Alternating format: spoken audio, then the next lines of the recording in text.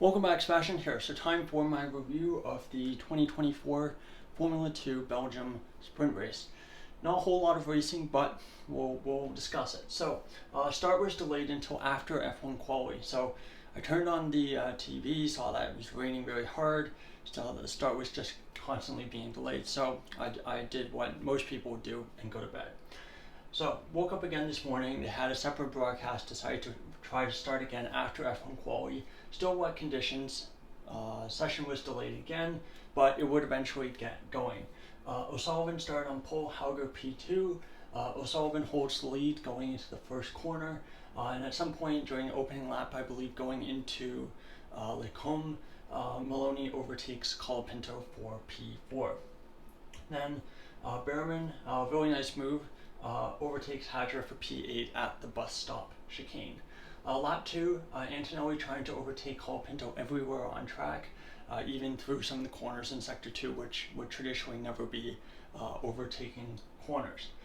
But he does eventually get passed on lap 3 at Eau Rouge of all places. Yeah, overtakes him at the bottom of Eau Rouge going through, and then of course State gets ahead going into Radion. Incredibly impressive move, very, very risky, but he pulled it off there.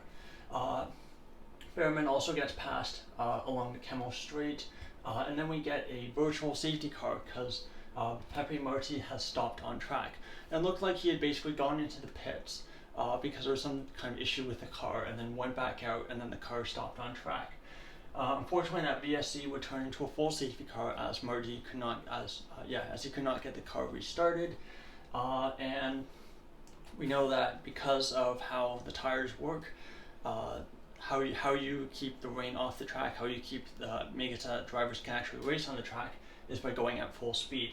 And because the rain was still falling and falling a little bit harder, under the safety car the track was just getting wetter and wetter and wetter. And eventually got to the point that Marty's car had been retrieved, it was off behind the barriers, and the safety car was still driving around because they decided it was too wet. And then eventually they decided enough was enough, and they basically brought out the red flag, and that was it. So you basically had a race that was a third distance, and so because of that, only the top 5 drivers got points, and it was very, very few points at that, so I haven't even bothered writing the standings. But let's go over the results. So Sullivan wins, second win of the season, of course, won the feature race in Monaco. Second Hauger, third for sure, fourth Maloney, fifth Crawford, 6th Antonelli, 7th Behrman, somehow making up from 14th on the grid in only 7 laps, so relatively pretty good race from him.